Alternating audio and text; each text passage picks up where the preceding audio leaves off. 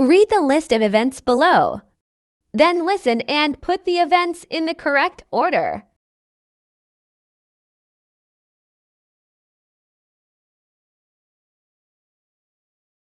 A narrow escape. The early evening air was cool and mild as Ted Wilson walked along the almost deserted beach. He wanted to be completely alone to think about his problems. Since he had lost his job, his life seemed to be full of problems.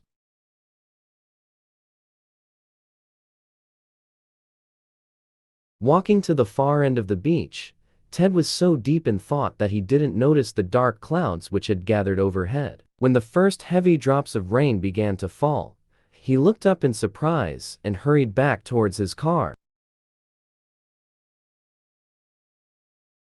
The soft, dry sand of the beach slowed him down, so he started running on the hard sand at the water's edge. Before he had gone 50 meters, though, he suddenly felt himself sinking into the sand. Within seconds, he had sunken up to his waist. He realized to his horror that he had stepped into quicksand. When he tried to move, the sand pulled him deeper, and the tide was coming in. The water soon covered his chest and continued to rise. "Help!" he shouted desperately. "Help! I'm going to drown."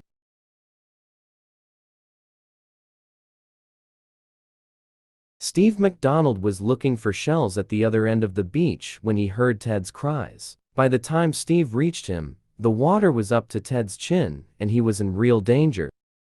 Steve grabbed his arms, pulled him out of the quicksand, and helped him to safety. Ted was so relieved to have escaped that he couldn't say a word. He shook Steve's hand, again and again, in silent thanks.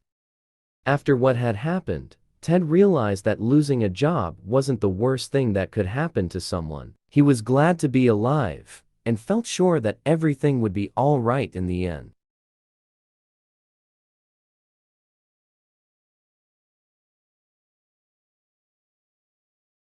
Read the notes and try to put them in order. Then listen and check.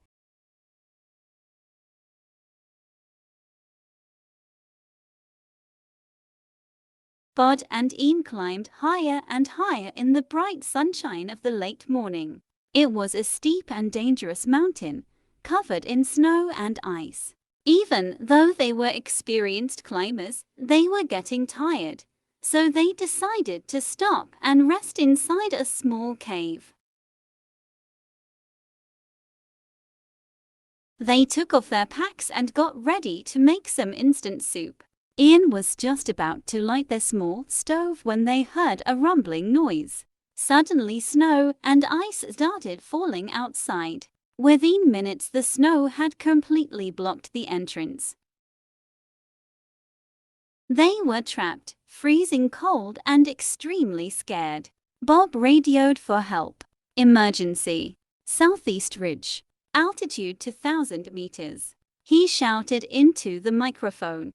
"Okay, we're on our way," came the crackled reply.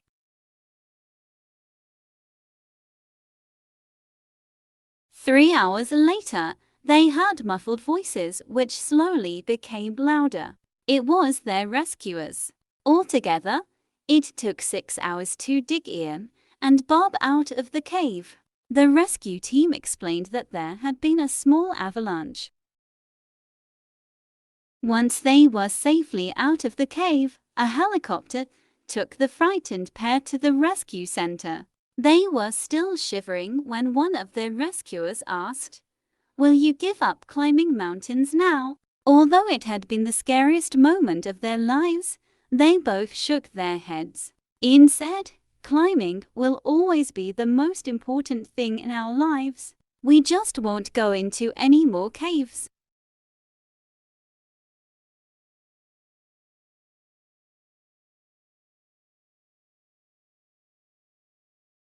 Read the list of chores for the cleaner, then listen and tick those, which she had done when Mary came home from work.